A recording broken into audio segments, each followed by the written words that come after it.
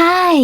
In front of me is Motorola Moto E40, and today I would like to show you how you can download and apply iOS launcher on this Android.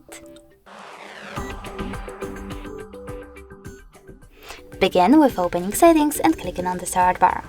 Then type in iOS launcher and install this free app, this one, from this developer. When it's ready, tap on open and wait for the pop-ups.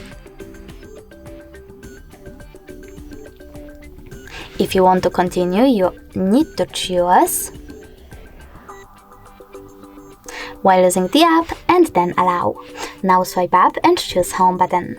Then click on iOS launcher, tap on always and select got it. As you can see, after that, Apple layout was successfully applied. If you want to switch between your layouts down, you can always do that by going into devices settings. Now choose apps and notifications, advanced and default apps. From here, click on home app. To go back into your default launcher, tap on Moto App Launcher. If you wish to try the iOS one, just tap on it over here.